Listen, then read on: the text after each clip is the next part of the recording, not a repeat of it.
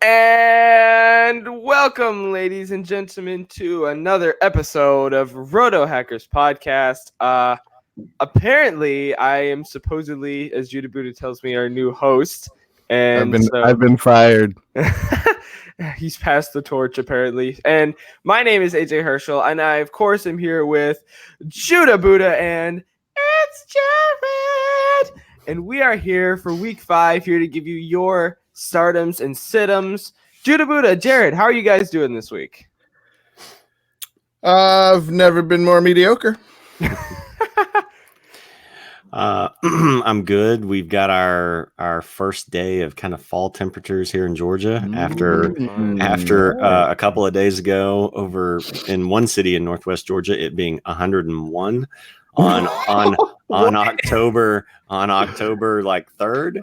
So wow. Yeah. So I think maybe now we've got fall weather, but I don't know if I can't tell you definitively that climate change and global warming is real, but if not, then like liberals are getting really good at their hoaxes. So wow. 101 on October 3rd in North Georgia. That's pretty crazy. Fun. Well, I personally am not doing too bad. I cashed in a lot on the Seahawks and the Rams on Wednesday night. Yeah. And man, they delivered. I have one league where I've put up 70 points on the first night just from Carson, Kupp, and Wilson. Yeah, this is a little segment I like to call Judah Eats Crow. Judah Eats Crow. Oh, please go ahead. Put it on me. There you go. You. Carson, Mr. Chris Carson, I besmirched your name. I said things I should have never said. I had animosity in my heart towards you in ways that, in retrospect, look petty. And I just want to say from the bottom of my heart, I'm sorry. You are not the crap player I thought you were. You are actually a good player. And to my fellow co-hosts, Jared, AJ Herschel, the kid, I want to say I get them wrong sometimes, guys. Get them wrong sometimes. But this time, hurts me right there. And I'm sorry. And with that, I'm done. Wow. The heartfelt remorse. Takes you guys feel it? Takes a big man to say you're wrong. That is the truth. Oh, man. Yeah, he looked good. Thursday night, Chris Carson looked really good. Yeah, and I'm kind of like you, AJ. I had a league where I started Kupp, Carson, Gurley, and Tyler Lockett. You had everything riding on that game. So I did. I was nervous, like maybe I shouldn't start all these guys. but they're my normal starters. I mean, for the most part, the only other thing is I have Leonard Fournette that I sometimes plug in instead. But I mean, those guys are my normal starters, and so I'm like, they just happen to be playing each other. But I think this will be a high scoring game, so I just rolled with it, and there you go. Yeah, worked out well. So, nice. So that brings up a question for me. How do you guys feel about Gurley going forward? Because he had 2 touchdowns, but he also played 80% of the snaps and barely had any yards. Well, I mean, he had 70 yards, something like that. Yeah, I don't even know if he had that much. No, I think he had 50 something. Yeah. Oh, 50. Okay, 50 so it's I mean. I think he is a lock to get a lot of those goal line touchdowns, which is nice, but I don't, that makes him a little boomer bust.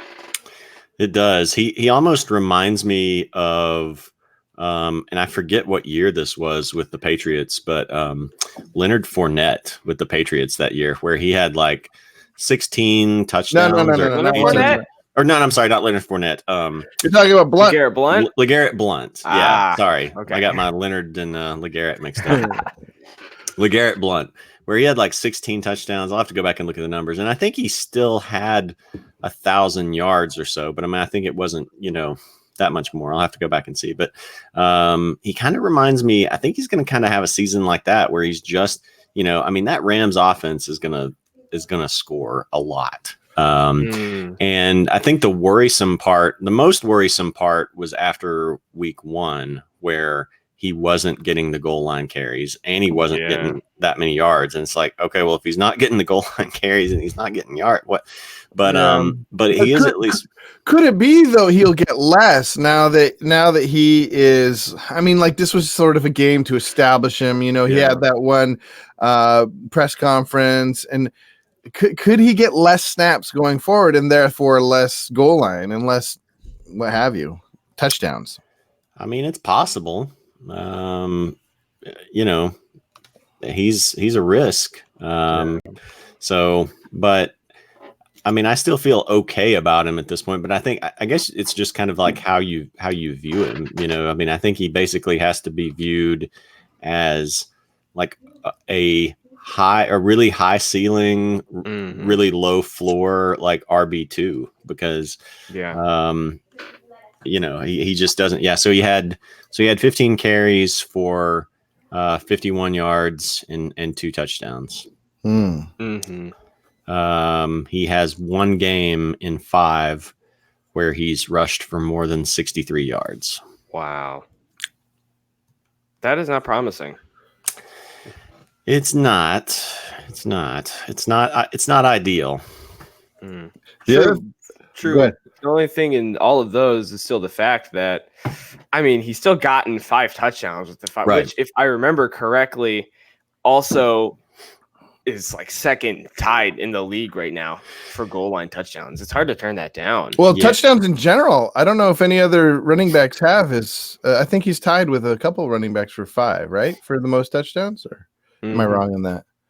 I'm not sure. I think because I remember Ingram had 5, and I think so at this pace, I mean, it's like a 20 touchdown pace for touchdowns. Yeah. I think, you know, we're conditioned to realize that if somebody's touchdown dependent, then you can't really, we're conditioned to think like you can't really depend on them if they're touchdown dependent, because you don't know when those are going to dry up or whatever. But I think Todd Gurley is almost going to be in kind of like his own little weird, unique category this year where he's not going to have a ton of yards, but I think you can pretty well, again, unless they suddenly stop giving him the goal line carries, I mean, which isn't something you can predict. Right. I think he's just going to rack up a lot of those, you know. I mean, that's just the Rams offense scores a ton of points. And I disagree with that. Like ever since last year, since their bye, they've been up and down as far as scoring points. The Patriots shut them down. I mean, it just seems like you starting with. Let's just start with the. I mean, you can effort this, but it doesn't seem like they've had huge games since the Super Bowl. I mean, since their bye, and even since the Super Bowl, like this year, they haven't had huge games. Well, Goff especially hasn't. Yeah, maybe that's what I'm thinking through the air. Yeah, they've still scored. Like they had one like down game, which was kind of Cleveland. Yeah. Where they won 20-13, but like week 1, 30-27, week 2, 27-9, and then of course last week with Tampa, it was a loss, but they lost 55-40, and then 30 this week. So I think it's just kind of been really more just like Goff has been inconsistent, but he looked good in both of these last 2 games. So if he's kind of figured something out, then, you know, I don't know. I mean, it could have just been 2 fortunate weeks, but. Interesting. Right. Yeah, I guess it was Goff I was thinking about, because he's been terrible as a fantasy quarterback. I mean, not terrible. Very under, not as good as he should be. Yeah, well, and he was terrible as a real quarterback, you know, too, in the Super Bowl and those first couple of games. So, or well, really, like you said, the whole like last quarter of the season, or last year. So, well, what they said is that after their bye, they teams stopped showing what defense they're showing till after his communication with the coach ended. Yeah, because there's a certain point where it's like you can't communicate, and then they would show, and he wouldn't know what to do. Right. Yeah, and they just really started putting pressure. I know some of the teams did, especially like it started with that Bears game where they started putting pressure like up the middle, as opposed to like it's where he couldn't really like step up. So, he's not. he's maybe not the most cerebral quarterback. This was the guy who during, I think it was, well, I don't remember if they were on Hard Knocks or if it was just like some training camp footage of where when he first came in as a rookie, like he didn't realize that the sun sets in the west. What? Yeah. I have questions. Yeah. And so that was like a pretty big red flag there. So yeah.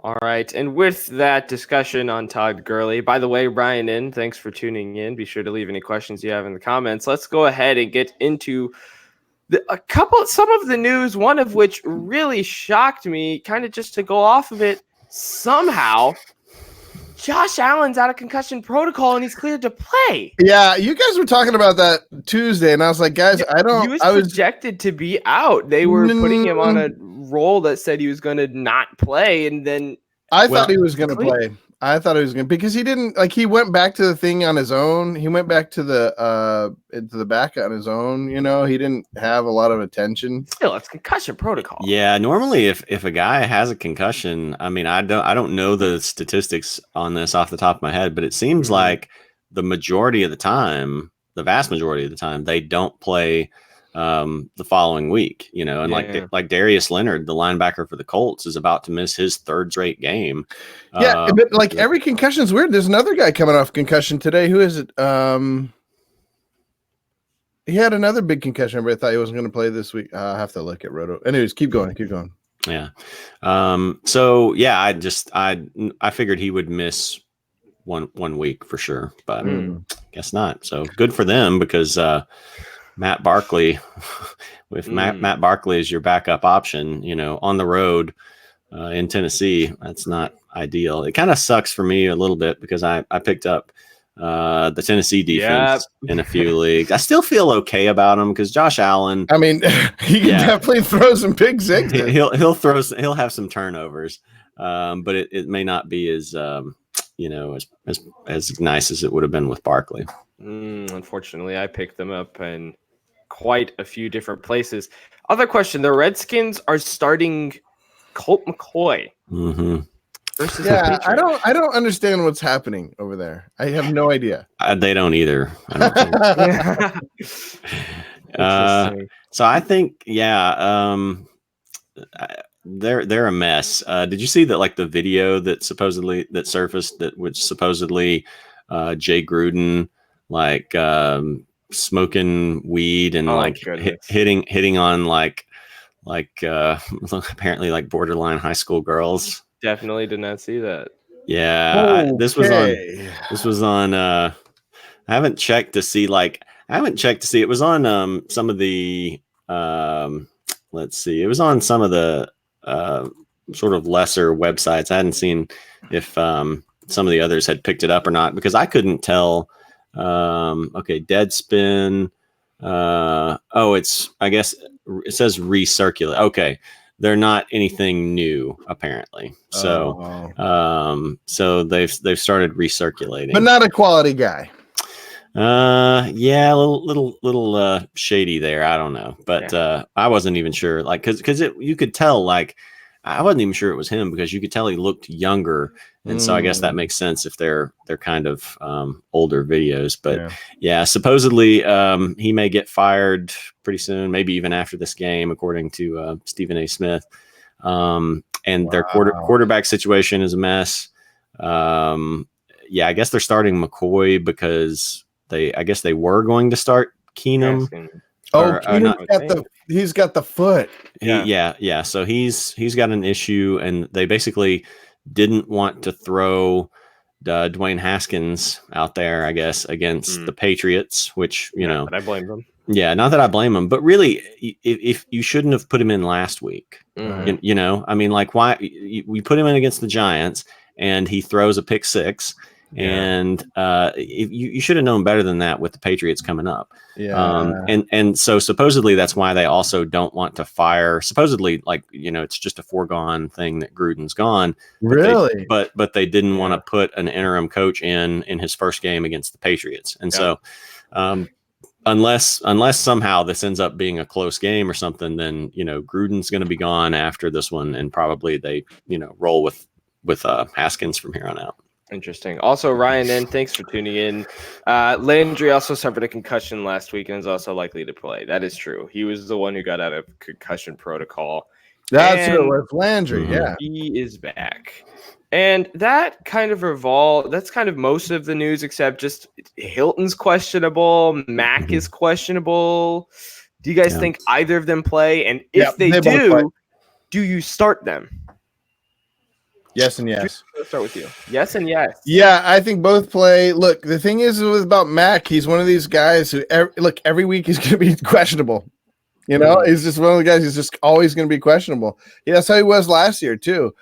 Hilton's not dissimilar, but both of them gutted out. They're tough guys that come in and give you good games. Like, you wouldn't want to sat Mac last week, and he was questionable, So I think it's a similar thing. He's just getting rest, and the Colts tend to rest their guys during the week if they're let them play, even though they don't. Of course, they let them play someone like as high caliber as Mac or Ty. Yeah. Jared, I know you're the Colts fan. What's your take on this? I think probably they play. I think Mac. It's sounding like is going to. I don't have any shares of Ty, so I hadn't checked to see what his latest was. I'm surprised you don't have more Ty. Well, because the thing is, Ty was just never a touchdown guy, like even with luck, and then all of a sudden now he's got 4 touchdowns in the first 3 games, and his previous high for a season is 7, and normally it's even 6. More often than not, 5 or 6. Okay, so he practiced in a limited capacity. I would say he's probably going to play, but here's the thing. Here's the important thing about this is it's a Sunday night game. Yeah. So for both these guys, if you don't have, a Chiefs player who you would probably be putting in your lineup over them anyway, or somebody in the Monday night game, then you basically have to, grab their backup, Jordan Wilkins or Naheem Hines, or in the case of Ty, maybe Paris Campbell. You have to have them in case they don't go. So the leagues where I have Mac, I generally I normally have 3 running backs, if not 4 in the leagues where I have him. And so I went ahead. I've gone ahead and either played somebody in the Thursday night game, or I'll play him Sunday morning because I don't want to have to, rely on that. So that's kind of the big thing. Who are the Colts playing? Because it doesn't look like Leonard. The Chiefs. Oh my gosh, the Chiefs are going to romp. Well, and that's the other thing too is Mark Ingram played pretty well against them. So you could say, well, okay, Mac's gonna, Mac could do pretty well too, but he's a little bit game script dependent too, and the Colts are probably going to be playing from behind. So I would not want to play Mac if I had any other kind of decent option. And it does look like Ty is less ready to go. Like he's going to play through it. They call him a true game time decision. Yeah. Yeah. So I'm not, I say if you've got another solid option, I would not risk it because of, just everything considered. Now the other big news is 2 players coming back earlier than everybody thought. Yeah. With Barkley and Hill coming back next week, probably, or the next week. But both, even if it takes 2 more weeks, that's way earlier than everybody thought. Mm-hmm. The one I'm most worried about is Hill. I have a couple of Hill, and so what happened is right here in the collarbone popped in instead of popping out, and against some important vessels, and they opted not to do surgery to tie it there, so they're just hoping that it heals back so he could pop back in. So that's I heard a doctor talking about it, and I was and he said he was really surprised that they didn't do some kind of wire thing since it's so close to those vital vessels. Yeah, I've got him in 2 leagues. And actually one of the 2 leagues I have him in is a league where I also have Saquon, my only share of Saquon. So, so I'm like, there's good news for you this weekend. Yeah, come on back, guys.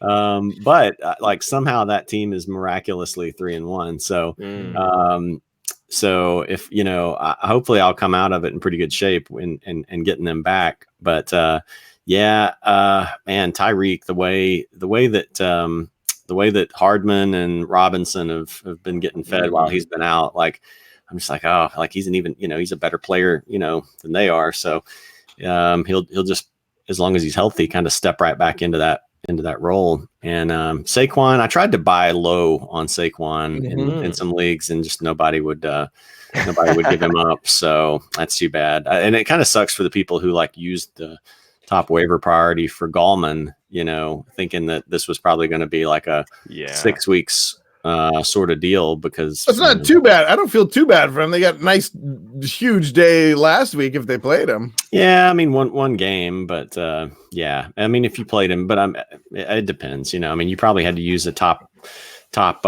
waiver priority on him. So, all right, and that is going to be a perfect segue into our Stardom Sit-em segment, and I want to do things almost a little bit differently, because I know you guys, I know at least you, Judah Buddha, have a couple of them, but I have a big one that I just want to ask you guys right off the bat, and that is Austin Ekeler and Melvin Gordon. Do you start either of them this week? What do you guys think? Well, I've been a Melvin Gordon enthusiast since his first year in the league. I pretty much have relied on him up until this year. This is my first year where I only have 1 share of him, and it's in a dynasty league. And I have much more Austin Ekeler this year. And I'll tell you this about Melvin Gordon is he is, when it comes to skill, very high up there. Absolutely. The thing I would be most worried about, and I think, assuming rational coaching, what the coaches are worried about is him getting hurt. So they're probably going to bring him on slow. He's not a Ezekiel Elliott type, nothing can hurt him type guy. He gets hurt every year, even in college. Yeah. Oh yeah. And so I would expect to see a lot of Ekeler early. The coach came out saying that, that he would be, there'd be a lot of Ekeler. He didn't give a percentage. I'm thinking it's probably going to be like a 60-40 split. Interesting. This next game for Ekeler. Ekeler being the 60. Okay. What do you think, J-Rod? Same. I just pulled up the quote because Anthony Lynn said Friday, I don't want to put him in there, talking about Gordon, and play him too much, and I really don't have to. I like what Austin Ekeler has been doing. So, I mean, I think it's at minimum 60-40, maybe 70-30. Wow. So the Broncos have been they've been routed by most. They gave up like 200 and something yards to Leonard Fournette, who hadn't had a 100-yard game since his rookie season. So, I'm for sure playing Ekeler. Gordon, I can't decide what to do on Gordon because the one league where I have him, I also have Sony Michel, who hasn't been doing that great. But again, they're playing Washington, and they can pretty much just ram Sony Michel right down the throat of that defense, I think, and get a lot of yards. So that's my dilemma, is like a Gordon versus someone like Sony Michel, who's got a great matchup. But normally, like I would not play Gordon over, anyone like a Fournette or obviously Carson and guys like that have already gone this week. But I would want to do a wait and see, another week or so on Gordon at least. So let's say you're desperate and you need instant offense like our friend Thomas H last week. Do you start Gordon in a flex spot if you don't have anyone better? I would. I think it's similar to Gurley in the sense that he's gonna get some goal line looks. See, I don't know, because like even last year with Gordon, his goal line usage was like up, or his goal line usage was like kind of disproportionate to like the number of touchdowns that he had. So I don't know. I mean, I think again, it always depends on what are your other options. But I would be, you know, if I had something that I thought was better, I would be inclined to go with that over, you know, over just kind of rolling the dice on Melvin. But like with me, there's a lot of guys that I have that are hurt and out this week. And so some, you know, like I've got Devontae Adams in a league. He's out. I've got Christian Kirk in some leagues. He's out. My Raiders that I have, Tyrell Williams and Josh Jacobs, have terrible matchups against the Bears. So I can understand where people might be in a spot to play Gordon. That's a good one. Would you play Jacobs or Gordon? Gordon. Yeah. Just because of the Bears. I don't trust anybody against the Bears. Ryan N., thanks for tuning in. He has a question. Who do I start in PPR? Do I start Wayne Gallman? Do I start Cortland Sutton or Jarvis Landry in his flex spot? Or however you pronounce Marquez Valdez-Scantling. I think that's something like it. And can I trust Edelman? We'll take those one at a time. Out of those four, Jared, we can start with you. Who would you put in his flex spot?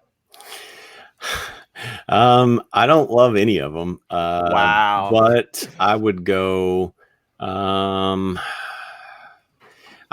probably Sutton, actually, because Landry, you just don't know when he has a big game like once every 4 games, and he just had his big game. So I don't know how much I trust him to do the same thing again against San Francisco. Gallman's got the Vikings. I don't really like that matchup too well. MVS last week just didn't really do much of anything against like a really forgiving Philadelphia defense. He's kind of just like that downfield threat that if he's not getting, you know, if he catches a 45-yard pass, he's going to do well for you. If he doesn't, then he's not really going to get, he's not, you know, like a guy that you can just throw a 10-yard pass to, like a Devontae Adams or a Michael Thomas or somebody. So honestly, I've got Allison that I picked up in some leagues, and I'm probably going to play him some. But Sutton's been pretty consistent. You know, the only thing is just the Chargers have a good pass defense. Well, I'll go ahead and talk. I think I've been mine is Gallman. I mean, mine is Sutton as well.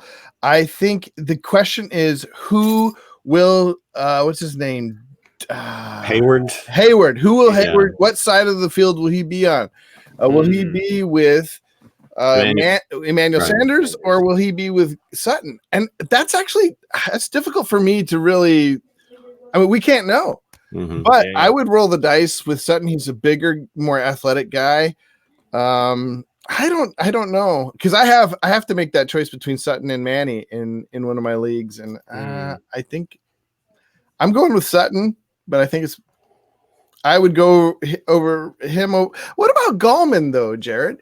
Gallman could have like a lot of touches. It's a bad matchup, but he could see like. Who else is going to carry the ball? Yeah, I mean, I think you can make an argument for Gallman. I mean, Aaron Jones ran pretty well against the Vikings earlier this year. David Montgomery last week, I think, did so. I mean, part of the thing is he's running that Bears offense, but I think you can make an argument for Gallman because the Giants. I believe the game's in New York / New Jersey. But I think you can make an argument for Gallman. That's a tough one. I hate to be indecisive, but I think you can make an argument for him. Who are they playing again? The Vikings. Vikings, yeah.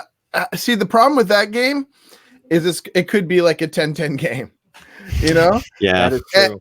But as opposed to that, the Broncos and the Chargers, that could be a really high-scoring game. Both of them their defenses are beat up, and their rushers are beat up. Like, it could be a boat race. But I think the Vikings will score points against the Giants. I mean, Dalvin Cook, I think is good enough. Like even if Kirk Cousins can't pass. So, but if it's just a running game, that could just be a quick game. Like it's just running against each other. No points are scored. A touchdown here, touchdown there by the running backs. Well, that could be Gallman. Gallman could get in. Yeah, and he was catching some passes last week. That's true. But yeah, it's tough. It's tough. I guess I would still stick with Sutton, but yeah, it's a tough one. Yeah, I would also go Sutton as well. Just looking at the Chargers defense, they've given up a touchdown to somebody basically every week. Their pass defense isn't great. The only game they didn't was against the Texans, but that was because what's his name? Deshaun Watson was getting sacked 10 times. They gave up 100 yards to Kenny Galladay. They gave up 2 touchdowns to T.Y. Hilton. They gave up a touchdown to Devontae Parker, for crying out loud. So I would go Sutton and Gallman second. He was leading on Sutton, and peer pressure has convinced him to start Gallman. Yeah, it could be a wash. Necessarily, it could be a wash. Yeah. I know. Typically, Jared, you said you like to start running backs in the flex, right? Usually, yeah. It depends, but it depends on the volume for the receiver. Like I started. So in that league I was talking about where I started Kupp, Gurley, Carson, and Lockett. I've also got Marlon Mack and Leonard Fournette in that league. But so typically I start one of them, and I had been choosing between Kupp and Lockett, but that's tough because they've both been, playing well. So, but with Marlon Mack, with his status up in the air and, a game where they may be playing from behind the whole way, I didn't want to go with him. And then Fournette is in Carolina, and Carolina's, a pretty solid defense. So I not always, but I would rather start a running back in that flex spot unless it's a guy who just gets a ton of volume. But Sutton has been, he's been pretty consistent with the targets. I think he's, averaging about 8 targets a game because it's gone 8, 7, 7, 9. So yeah, about, just a hair under 8 targets a game. So he's only had, scored in single digits once out of 4 games, and that was against Chicago. So, so I'm starting to trust him a little bit. All right. Jace Thomas, we will get to your question soon. But first up, we have a question from Adam Ryerson. Kittle or Ertz for tight end? And I have some personal experience listening to him draft both Kittle and Ertz, saying I was going to take 2 tight ends. And so what do you guys think? Kittle is going up against the Browns. Meanwhile, Ertz is going up against the Jets. Who do you start at tight end? I have this. I have a couple leagues with Kittle and Ertz. I have one league. I have Kittle, Ertz, Hooper, and I picked up Herndon. I'm just collecting tight ends. I thought I could trade some of them. Nobody wants to trade in that league. So I would go Kittle. I think. Look, he's due for a big game. He's statistics show out that if you are targeted and a certain amount of time by your quarterback, eventually you're gonna someone like Kittle that has the skill, especially after the catch, tackle breaking skill like he does. I see him going for a big game this week. Jared, what do you think? Yeah, I was gonna go Ertz at first, just because he's just so consistent. He is, and Deshaun Jackson's still out. But the Jets have given up, I see, the second fewest points to tight ends this season, and it's one of those weird things where if a team is really bad against tight ends, it seems like you can just count on a tight end to score on them. Like, if whoever's playing the Arizona Cardinals this year, find that tight end if they're available and start them, because Ertz. They're this just week. Well, no, Ertz is playing the Jets. I'm sorry, Eifert. Eifert. Yeah, Eifert. Right. Similar name. So if somebody needs to stream a tight end, if Tyler Eifert's available, but or if a team is really good against tight ends, against defending tight ends, then that tight end rarely seems to have a lot. So the way Kittle has gotten off this year, I know he's due for a big game. Normally, though, I would say play Ertz because he's just a little bit more consistent. But in this case, with Ertz up against a defense that defends tight ends well, I would say put Kittle in. He's been consistent too, but it's just been of sort of the 8-point variety. Yeah. But I would just hope that maybe this is the week where he breaks off a longer pass or gets in the end zone, and I would roll with him. I would like to point this out though: the tight ends that the Jets have played, I will say, aren't that impressive. They went to Buffalo, whose tight end is Tyler Kroft.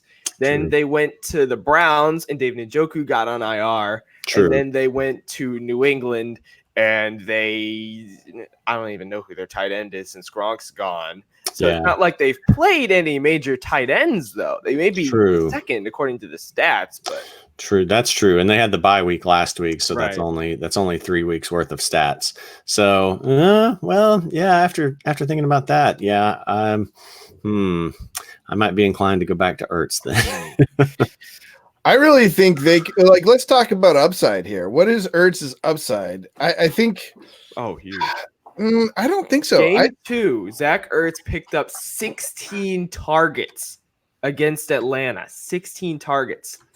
That is more than Kittle. Against Atlanta. I actually see the Jets having a better defense. I mean, I know you're pointing out all these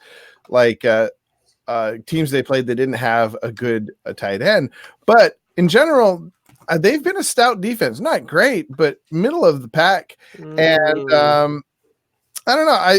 I think this could be another low scoring game. I don't see this getting out of hand. I think Kittle is the more likely guy to break off a big long pass or run after the catch. But his target share has been 10-3-8. There it is.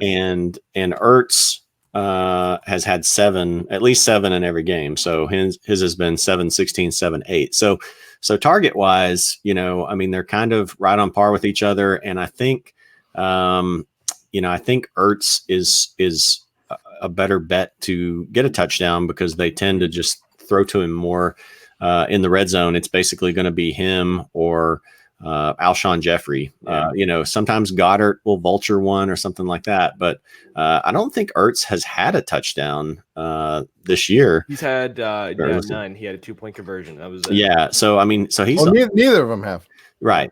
But it's kind of the same thing though. Ertz is kind of due for a touchdown too. Yeah. So I would go Ertz. Yeah. Especially since we always say chase the targets, and he's never gone under 7 targets. I don't say that. Jared normally says I say that. I say picked that. it up. Yeah. So Ertz is really, he just is taking the targets in Philadelphia, and I would just like to discount the Jets being a good defense because they played the Bills, and then they played the Patriots, who didn't need to try hard, and then they led 23 points to the Browns, which give or take. So that's a good point. Very good. Yeah, that's a good point. You changed my mind. You changed my mind on that after pointing out who they had played. Yeah. So I would probably go Ertz since he's the safer pick. I would say Kittle has probably the higher upside to just he starts getting really hot and he just explodes in the game. But if I'm looking for the safer pick who I think is going to more than likely give me the most points, I'd still go Ertz for that. Well, we'll see.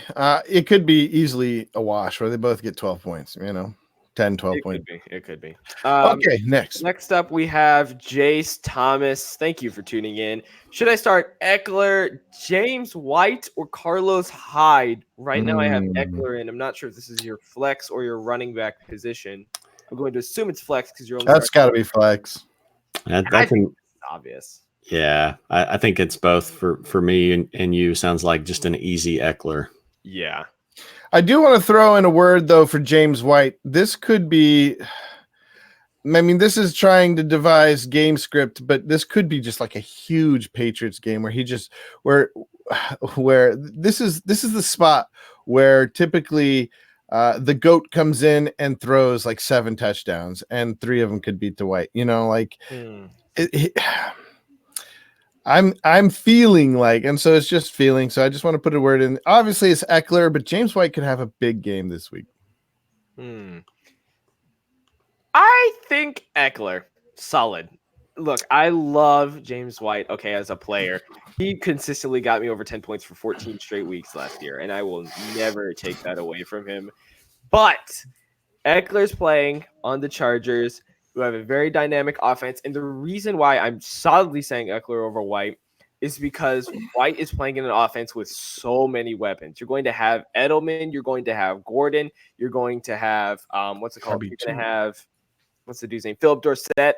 You're also going to have Sony Michel in there. And you're playing Washington. So, yes, White could get I think everybody gets a touchdown. You get a touchdown. You get a touchdown. This is going to be one of those days. I trust White more. I trust White a lot more when I know it's a tough run defense where the Patriots are going to be like, all right, well, we're not going to run it. We're just going to do these little short dump off passes. So that doesn't mean that he can't still have a big game. Like Judah said about, if it's just one of those games where the Patriots give everyone a touchdown, but I think that's hard to predict. That's hard to predict. There's no reason to gamble on that when you've got Ekeler, who the coach has said is going to get the bulk of the carries, and who's been one of the top, running backs in fantasy football. So don't overthink that one.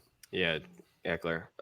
Next up, what are the touches going to be between Melvin and Ekeler? We talked about this a little bit earlier. We said more than likely the touch is going to be 60-40 with Ekeler. Or more. Eckler's going to lead. That's sure. the mainstay. Yeah, the coaches said that. Oh, yeah. Coming in, Ryan N. once again. Hunter Henry or Chris Herndon for the season, considering dropping D. Robinson for this one. I'm so sorry. The first thing I thought was Denard Robinson. Wow. Okay, Hunter Henry or Herndon? Jared, let's start with you. I mean, if you don't have it depends. If this is just a backup tight end, then I guess you've got some options there. But I mean, with not knowing how long Hunter Henry is going to be out, if you're weak at tight end and need to play a guy, then you got to go Herndon, because I mean, Hunter Henry might be back in 2 weeks, or he might be back in 6 weeks, or who knows.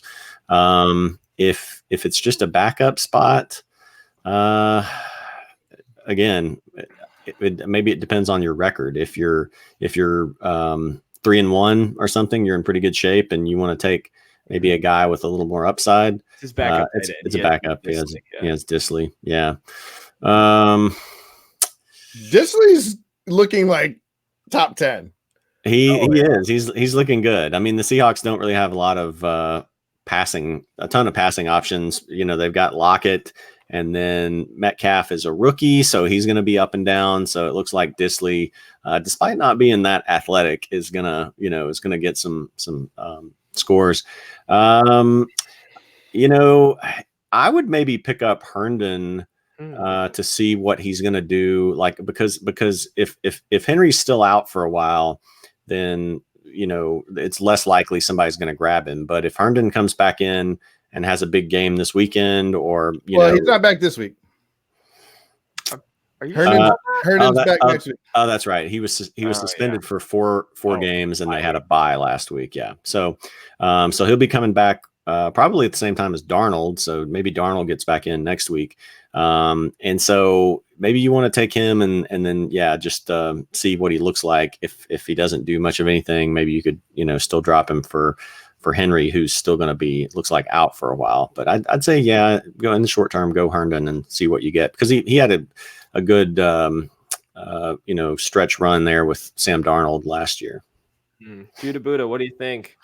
Yeah, I agree. I mean, I'm someone who's picked up Herndon probably in half of my leagues, and just because so many people, like some of the guys I really like, Chris Meany, he had him high on his tight end board before the season started, even knowing he would be he would be, have all these days, all these weeks that he wouldn't play.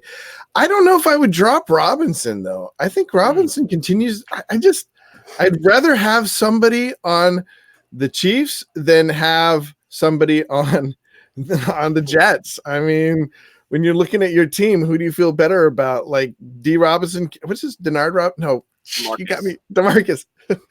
DeMarcus Robinson catching a long one from Mahomes, or Herndon catching like 3 short ones from Sam, Super Bowl Sam. Super Bowl Sam. Safe Space Sam. Okay, this is kind of an interesting one because I'm going to go ahead and be honest. I take Travis Kelce everywhere I go. All right, I'm going to say that. I'd never even heard of Herndon until last week when people were saying he was coming off suspension. So I had to go up and actually look at the tight end market in some time other than Kelce's bye week to see what was actually happening. And I think Jared's right that if you need an immediate tight end, you probably need to go Herndon because he's only going to be out for one more week for sure. Thing is, I actually know who Hunter Henry is. And yes, I know Herndon got over 500 yards and 4 touchdowns. It's for a tight end. I mean, that's not bad. But I feel like Herndon just has so many question marks for me. I mean, second year, he played every game last year. He did decently. I'd still grab Herndon just because Henry's just out, period. Yeah. Could be interesting, though. I mean, say later down the line, if Henry starts to explode, who knows? Yeah. Adam Ryerson. Wait, before we do that, Jared, Yep. Jared, you said you had to go soon, right? I've got a little more time. Okay. Just want to make sure we're same page. Same page. All right, perfect. Adam Ryerson. Sorry about that little interruption. Who should he start for his flex? Oh, fun. Sammy Watkins or Tyler Boyd? Judah Buddha, let's start with you. This touches on my starter sits. I want to start all the Bengals I can. I think it's going to be a huge game going back and forth. I think Tyler Boyd's going to have a big game.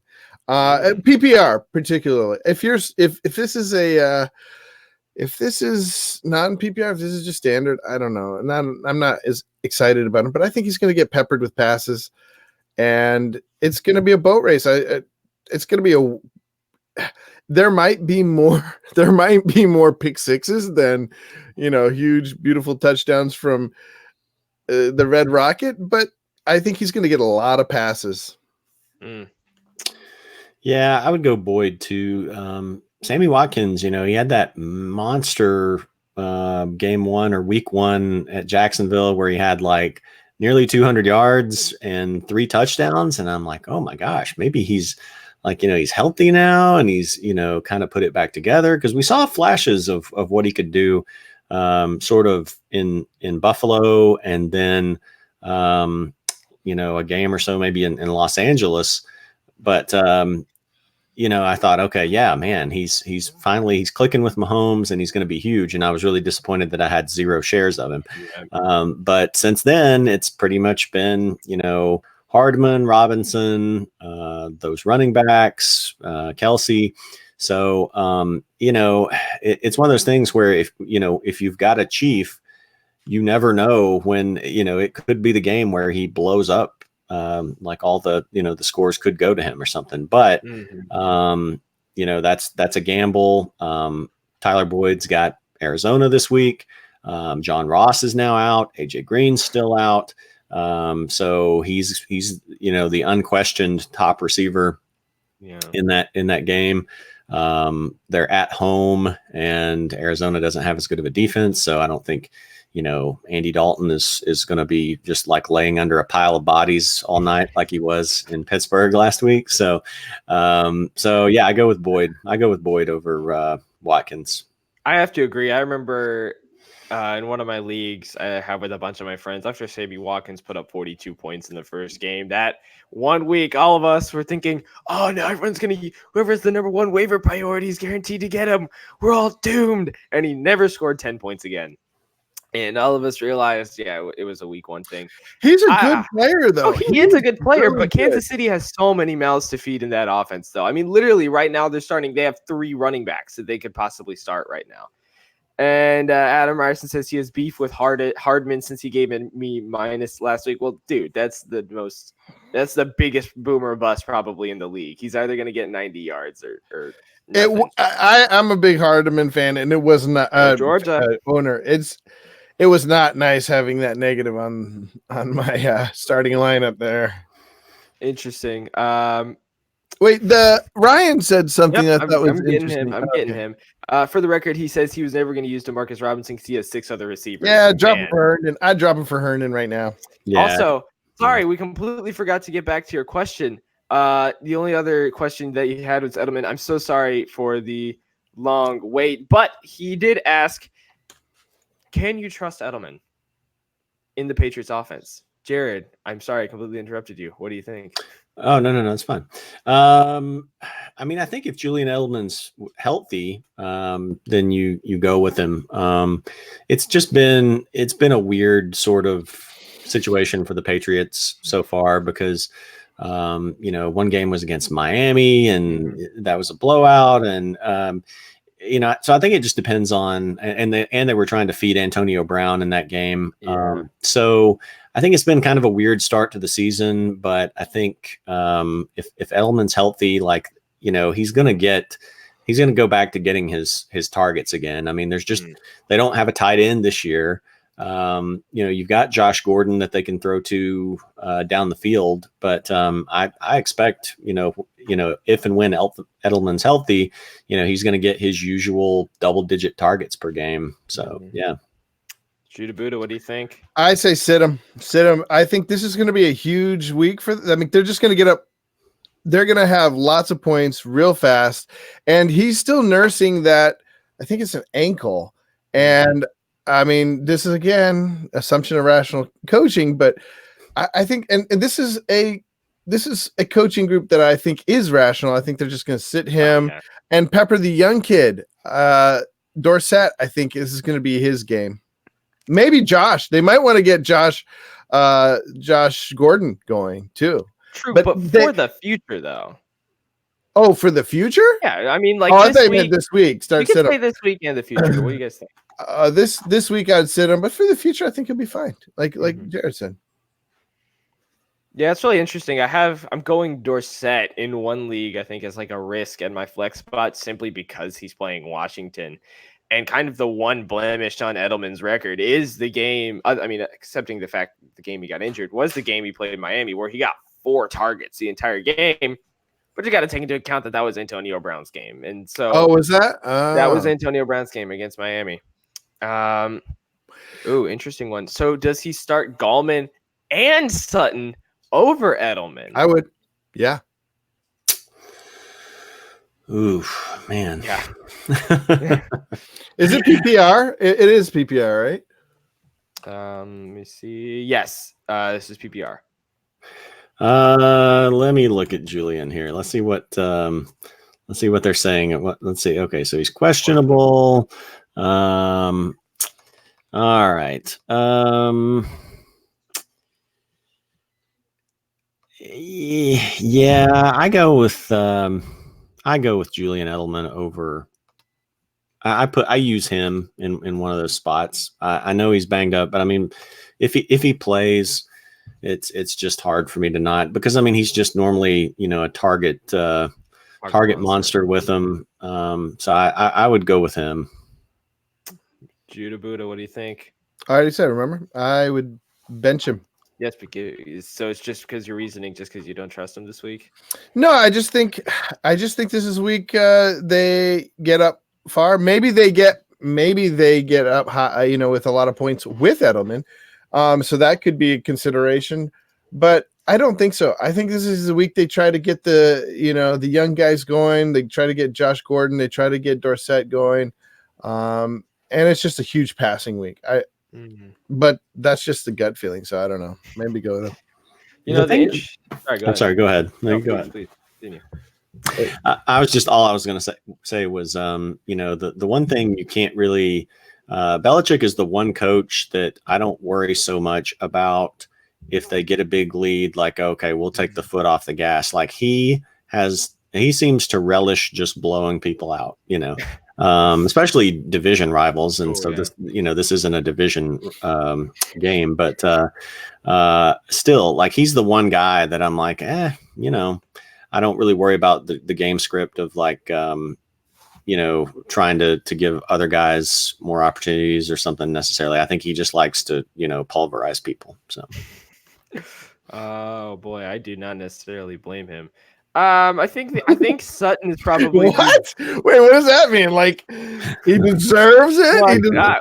The dude's won 6 rings when you're up 28-0 in Madden. You keep going because it's fun. Okay, he's got to deal with the devil. So that's a little bit harsh. I think Sutton, honestly, it's shocking to me that Sutton's the most consistent out of those 3, breaking 10 points in every game except one. He's a good player. I think it was Jared that talked about getting him off the waiver wire a couple of weeks ago, and I actually went out and got him in a couple of leagues, and I'm really happy with it.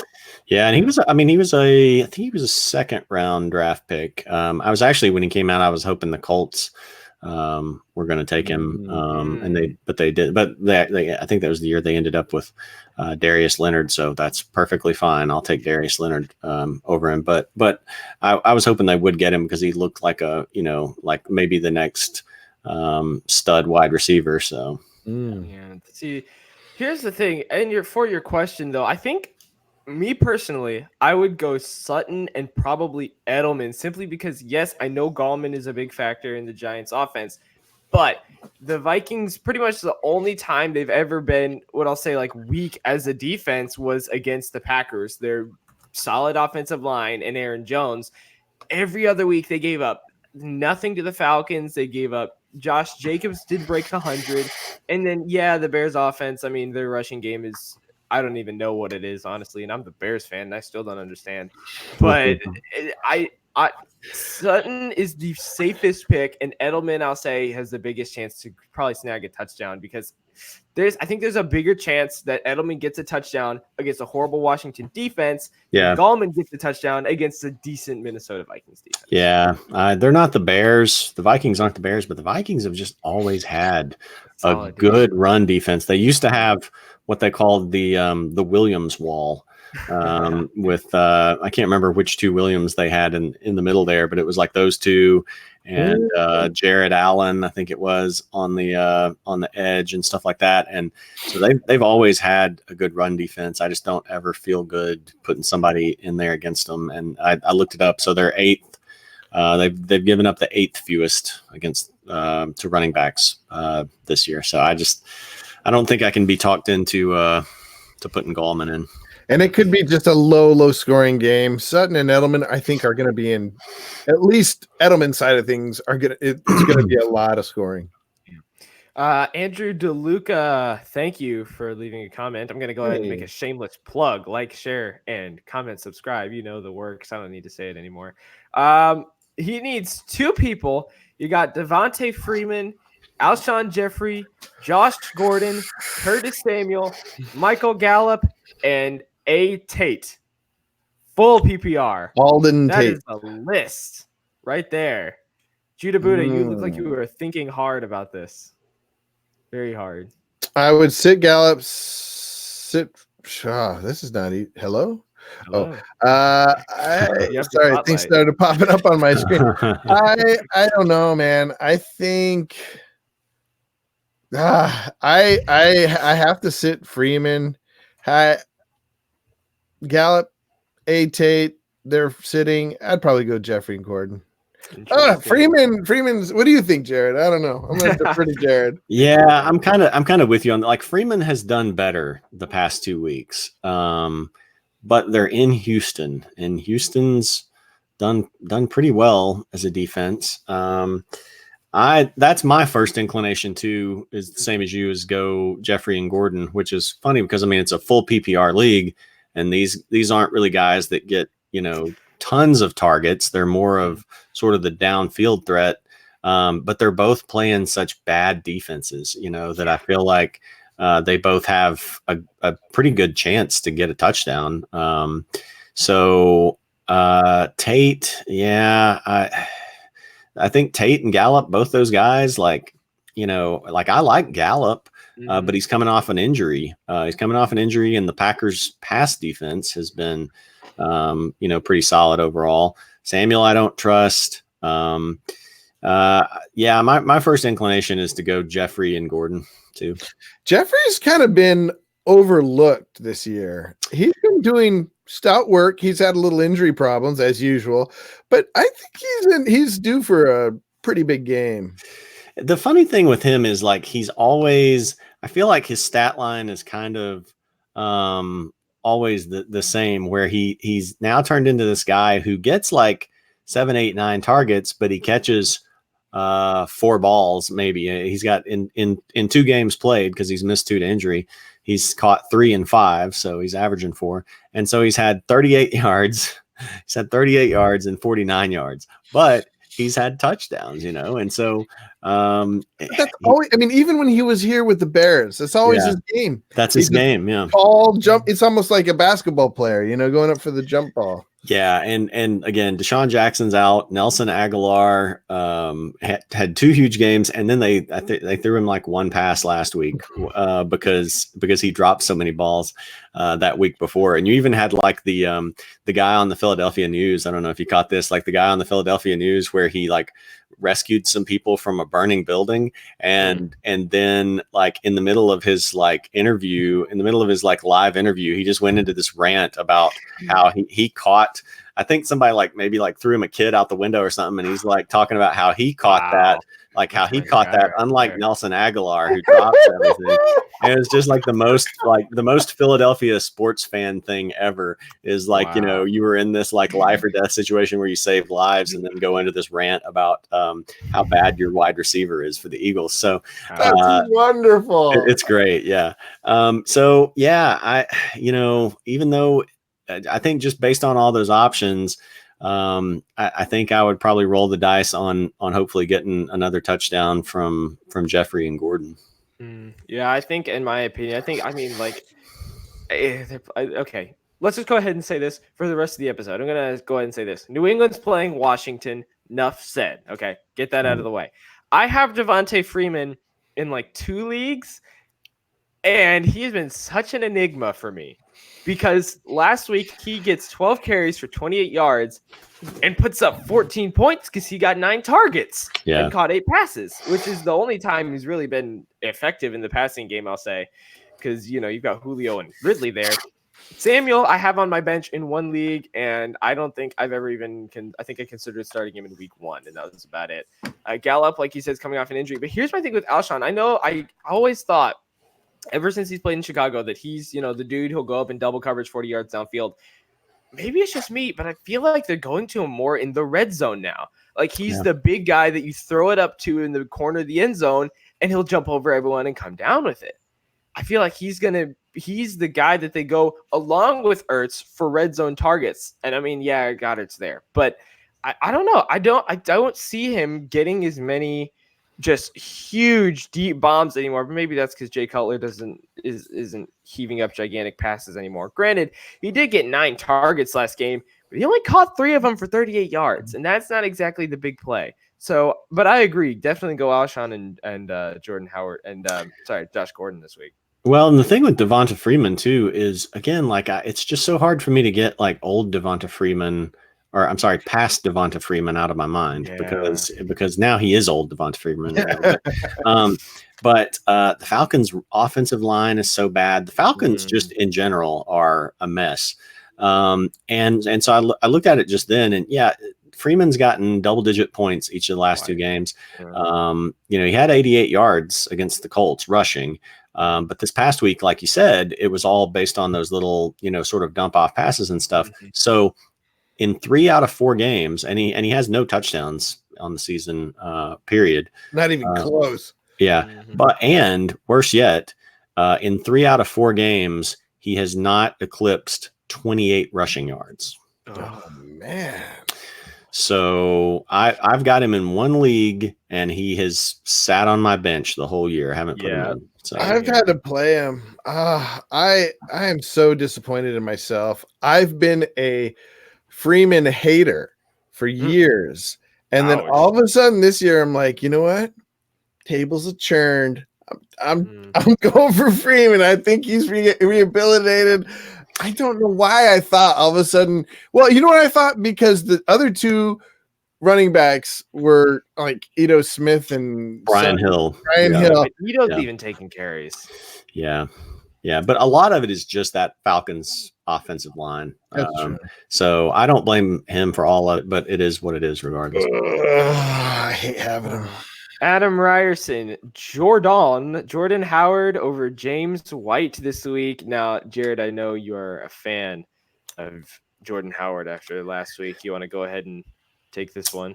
Yeah, I'll take this one, and I'll say yes. I would play Jordan Howard over James White.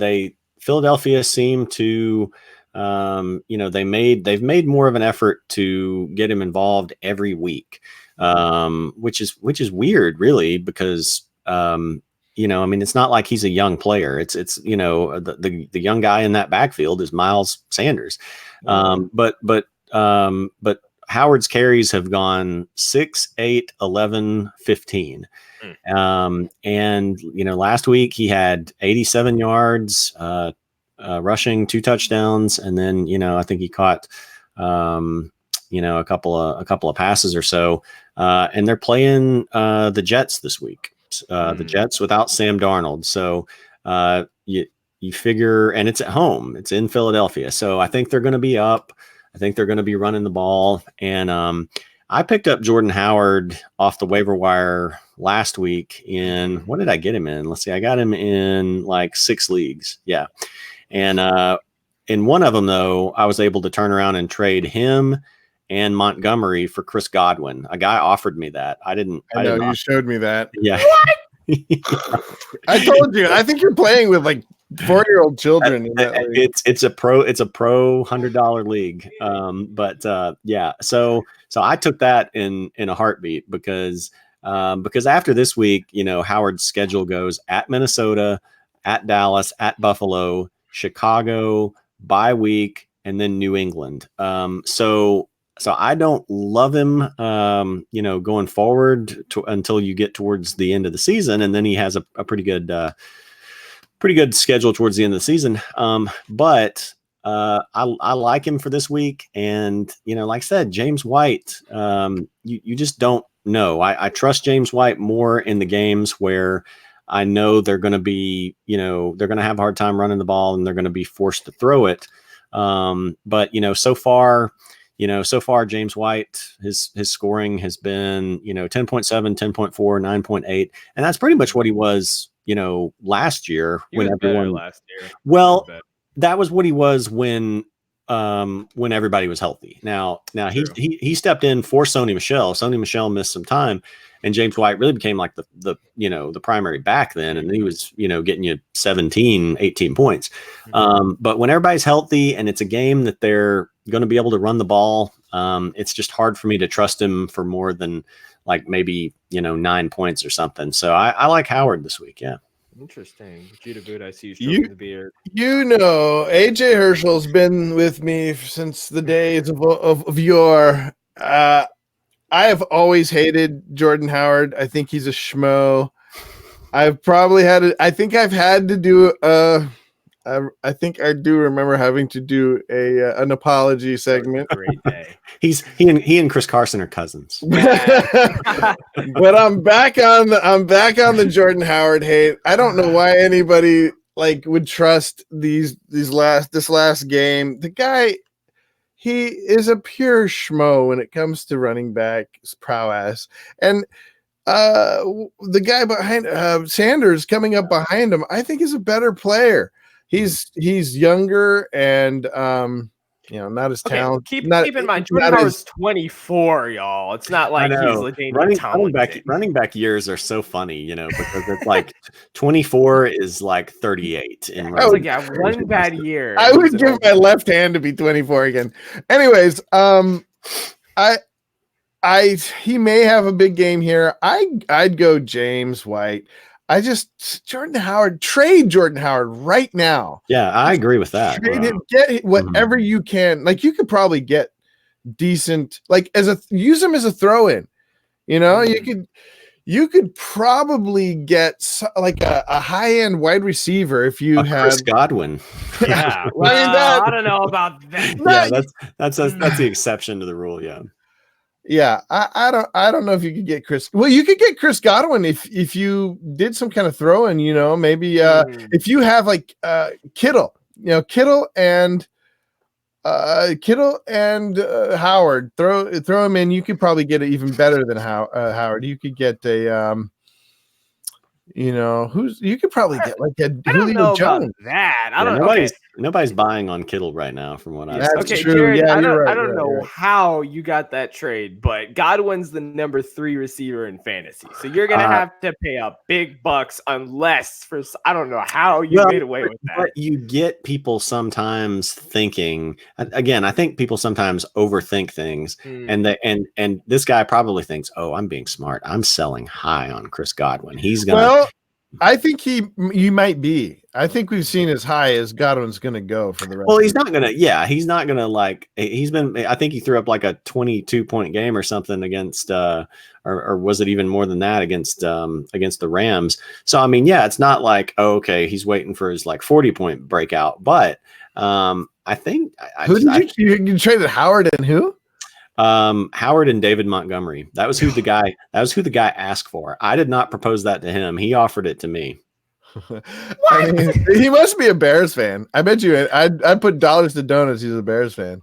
I can go back and look and see if he had any other Bears on his team. But at first, so the not to go down a rabbit trail, but as soon as he sent me that, I looked to be like, did Chris Godwin just get hurt? Has he got like a season, season-ending injury or something like that, or what? No, he was injured though. He was put on the injured, like questionable for like a second. Okay, yeah. I do want to mention. I just saw a notification that Andrew DeLuca gave us a little subscribe action. Thanks, Andrew. I would assume he gave us a little like too. Andrew, did you? Thank you very much. Hit the like button. Also, Ryan N put out running backs and Dirk Carter's offense never work. I'm not going to go down that rabbit trail because I will rant about that for days.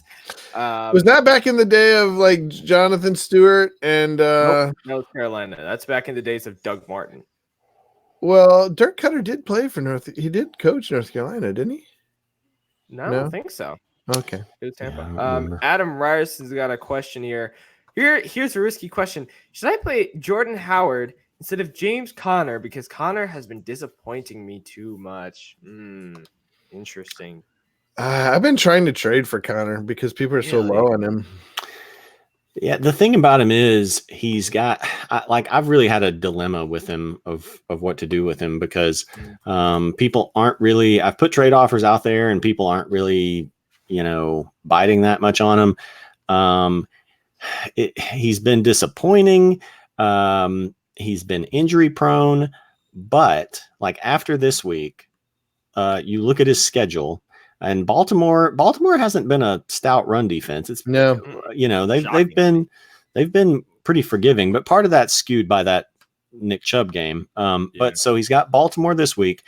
Then he's got the Chargers, who have been a very forgiving run defense. Then he's got the Dolphins. He's got Indy, which has been a forgiving run defense. The Rams have been a forgiving run defense. Cleveland, Cincinnati, Cleveland, Arizona, and then Buffalo and the Jets. Cleveland is actually the stoutest defense he'll probably face. Well, until Buffalo, he gets Buffalo. The crappy part is he gets Buffalo in the week 15 in the fantasy playoffs. In between there. But all the teams in between. So it's kind of a really I don't know what to do with him because he's injury prone and Pittsburgh doesn't have a great offense and they pretty much split carries between him and Jalen Samuels last week. But his schedule is just a cakewalk, So, but for this week, do you think he should play Howard instead of Conner?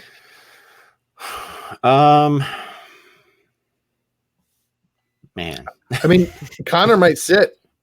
It might make a decision for you. Playing. I'm looking it up right now. He wasn't listed on the Steelers' final injury report. He said he thought he was going to play.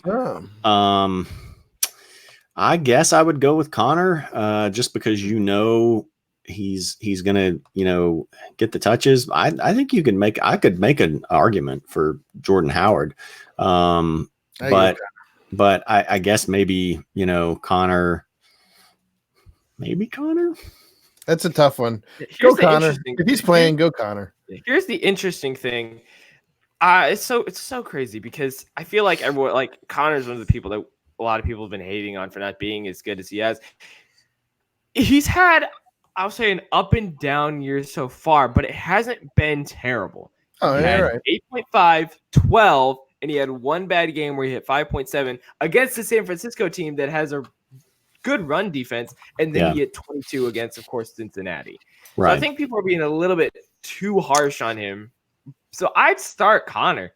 I think he's definitely more reliable than Howard, since Howard's broken over 10 touches twice. Miles Sanders has never gone under 10 touches in a game. The problem is their whole team is getting a little banged up. Juju showed up on the injured list with a toe on Thursday. I'm worried. I'm worried about that team. Yeah, it's the team that worries me the most. It's not Connor. Like, I think you're right. People have been overly harsh on Connor. It's just like that team. Last week they were running a lot of gadget plays, and finally, as the game went on, like they started letting Mason Rudolph throw to Johnson a little bit. But Cincinnati's a bad defense.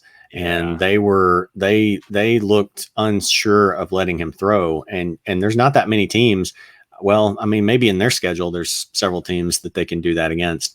But if they can't, move the ball conventionally to a certain extent, then, I mean, that's a scary position to be in. I had Juju I've got Juju in like 4 or 5 leagues, and he had 3 catches for 15 yards. Just cost me a game. I'm with Jude. All the Steelers worry me. It's kind of an interesting thing, because here's the thing. Like, I'm thinking like stats and numbers and heads in my brain and consistency and production. And then I think of this one thing. It's Steelers Baltimore. When have we ever seen a high scoring Steelers Baltimore game? No matter, the Steelers have always pretty much had a good defense, and the Ravens too, but I rarely ever see a game where both teams get over 20 points. Steelers Ravens is one of the lowest scoring rivalries in the NFL, which I completely forgot about for like 2 seconds. I don't think the Steelers are going to score much here. I think the Ravens, though, will. I think the Ravens are going to go to town on them. They've been preparing for this game. I think they had a hard time with last game because they're looking ahead to this game. They want to stomp the Steelers here. Yeah, especially since now, I mean, quote unquote, they're tied with the Cleveland Browns for first place. That cannot sit well with them. That cannot sit well with them. And so they're 2-2? They're 2-2. Who did they lose to? The Ravens lost to the Chiefs too. And who? The Browns. They lost that game like 40 to 25. Right. Yeah. Oh, yeah. Yep. That's why.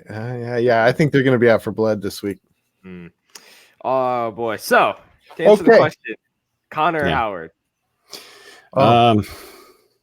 This is so hard. Not for me, Connor. I never trust Howard.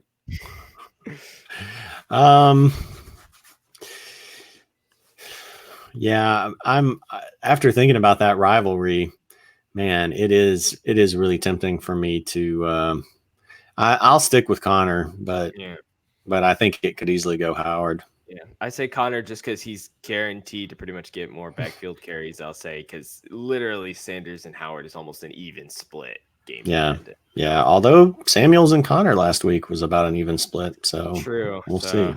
But Connor is our consensus. Was it just me, or did Samuels look just as good as Connor? He looked more. He's a different kind of running back. He looks more spry, like they let him do Wildcat, because he's just like got a little bit more of a wiggle and sort of like a little burst. So, but he's not like a he doesn't seem like an every down type running back, So Oh, that's fun. I love the Wildcat. Ryan N says he cut Howard before last week, and 4 guys tried to claim him in his league, and he got Ronald Jones the Better. second. Was the Way only better. I think that's a steal, honestly, that he's the only claim. Now, I don't trust Tampa Bay's offense, of course. I don't normally trust Tampa Bay running backs, and the schedule isn't great. But Tampa Bay is going to win their division. I'm going to say it right now. The NFC South, as someone who lives in the NFC South, but is not a fan of the NFC South, it's the craziest division. It's like every year you never know who's going to win year to year. I like Ronald Jones better as a season long because Howard's schedule gets rough for a while. And then in the fantasy playoffs, Tampa gets Detroit. And then I can't remember who the other one they get is, but I like Ronald Jones better as a season long guy because Sanders, there's a good chance Sanders in Philadelphia starts, progressively getting more carries, even though, like, weirdly enough, it's been Howard that's progressively become more and more involved in the offense. So it's weird. Yeah. Did you guys see that game? I felt like Sanders was doing well. Oh, he was doing well too. He just didn't get the touchdowns. Yeah, especially not near the goal line too. It's weird. Yeah. Oh boy. Ryan N is a Bucks fan. Judah, you're the fan. Okay. All right. I'm gonna have to take back everything I said about the Bucks running backs now. I gotta go back and revisit what I said because I think I raved about the Bucks before week 1, and week 1 I kind of shut up. But I'm back on the Bucks. Yeah, you gotta admit though, when you put 55 up on the Rams and outscore Jared Goff in that offense, you got to give him credit for that. In LA, yeah, especially. Oh boy, thanks for all the questions, everyone. If you guys anyone still there and has any more, be sure to leave them there. Yeah, if I got to go pretty quick, so if you want me to give, well, you guys can, you're welcome to go on, of course, but so I'll give a couple of starts here, and then I may need a second to think about my sits, but I'm gonna say if you're desperate at receiver. We've already talked some guys up that I don't think are really like low key plays, like Cortland Sutton. Again, I don't think of him as like a low key play anymore, something like that. But if you're needy at receiver, I think like there's a league or two where I'm going to roll with Gallup coming back this week just because I need to. Tyreek Hill's still out and Christian Kirk is hurt, and I've got Galladay's on a bye, just a perfect little combination. But Gallup was doing well before he got hurt, and I know the Packers have had a pretty good pass defense, but I think I'm going to roll with him in a league or two, and then with Devontae Adams being out, you've got MVS, but Allison was more of like the consistent, because they can't just throw the ball down the field every time, and that's kind of at least from the couple of games I've seen with MVS, that's just about his only game. He's just not much of a possession receiver, so they're not going to be able to do that much. So I would prefer to go Allison, and then even if you have a tight end need, even though tight end seems like an extremely deep position suddenly with guys like Disley and Austin Hooper and all these guys busting out. If somehow you have a tight end need, maybe even Jimmy Graham for this week. Interesting. Yeah, who would have thought that we'd be talking about Disley, Waller, Waller, and who did you just mention? The other guy, Austin Hooper. Hooper was good last year. He was, yeah. But they're like top 10 right now. Yeah. Disley's number 1 right now. I mean, granted, he played last night, but still. Yeah, he's not crazy. Judah Buddha, I know you had some stardoms in your mind while Jared's thinking about his situms. What do you got for us? Yeah, so I think I mentioned Juju is a big stardom situm for me. It feels like. So I'm gonna go ahead and say that he's a situm. Okay. I don't trust this foot. Maybe I had him as a stardom when I started out, but Yeah, you did. since talking about him though, I'm just like I'm gonna sit him. I think that game looks like something I want to stay away from. I will say on that point, like I think it was Mason Rudolph who said he wanted to get Juju more involved. So that hopefully bodes well for our Juju stock season long. Yes. I'm like you. I don't trust him for this game, but hopefully at least maybe that's a little bit of hope for us. So here's the question. I've got to start. Do I start Anderson over him?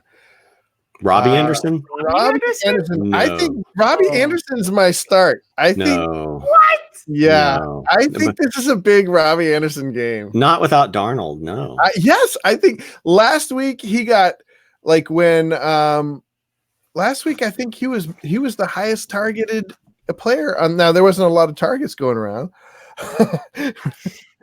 But I think this is a big Robbie Anderson week.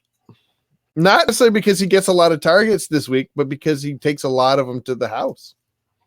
He hasn't had or at least one. Yet. I know he's due. I mean, Philadelphia does have a bad pass defense. Yeah, they're the worst.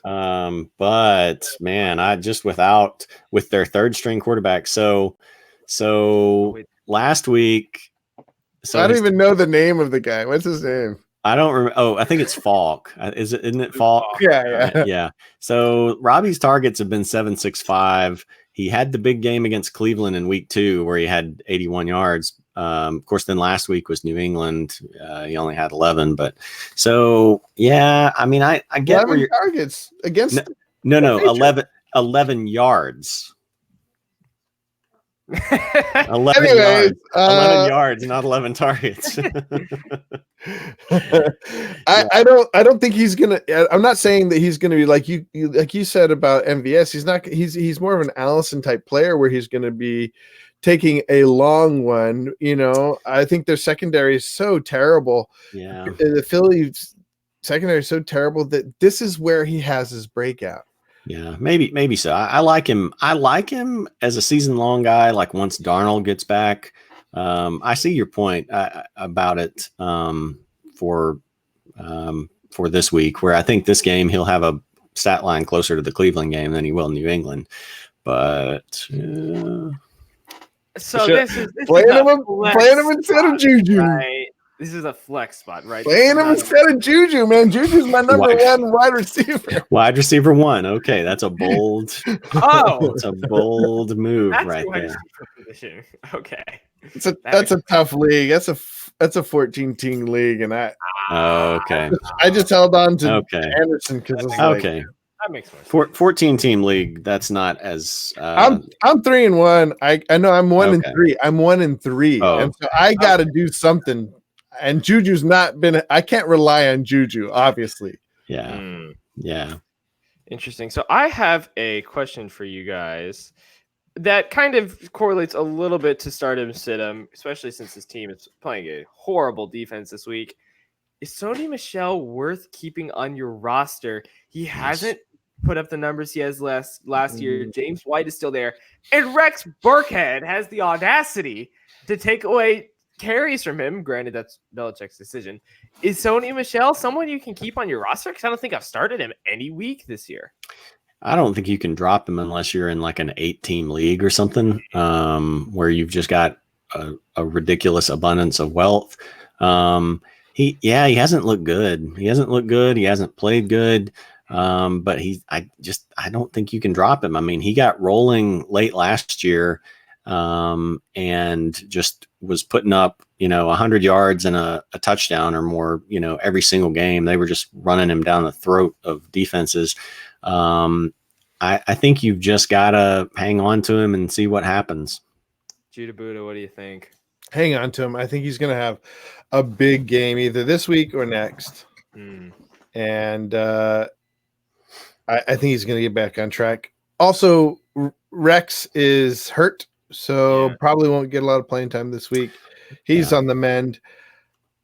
I mean, who else? Like maybe Harrison, is that who's his backup? Well, they've got, New England. You never know. Like Brandon, I think Brandon Bolden got a Bolden touchdown. vultured a touchdown. You never know.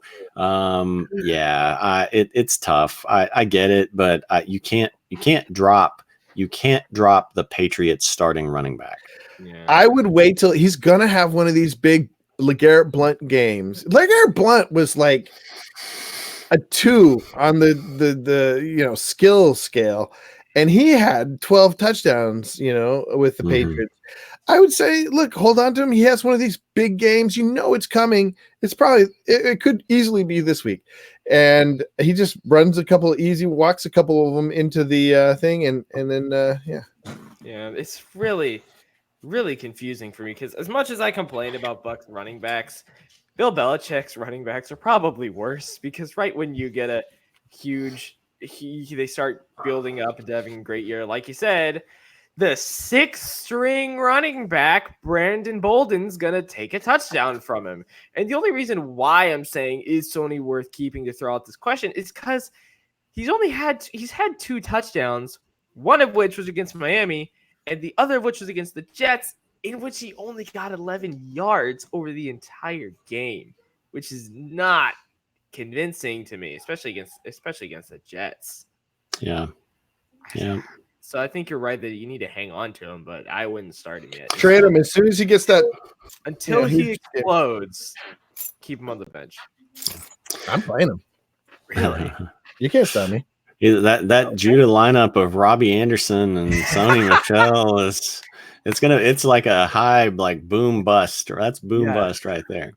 Let me give you a couple of my sits, and then I gotta duck out on you guys. But so I'm just gonna kind of grab the low hanging fruit for sits this week and say, is the Bears that I have. No, I'm sorry, not the Bears. The Raiders that I have. Josh Jacobs and Tyrell Williams. It's another sit because they're playing Chicago. They have a bye week the next week, and then I like their schedule pretty well. Like I'm trying to find some places to take if I can trade for Josh Jacobs because they want to get him more involved in the pass game. His numbers haven't really been great since week 1. But a lot of that has just been like a sort of a tough schedule where they've had the Chiefs and, we're playing behind and they were playing at the Vikings and stuff like that. So I like Josh Jacobs as a buy low candidate going forward. Yeah. And then, but I'm sitting him for this week, and then they're sitting, of course, next week because of the bye.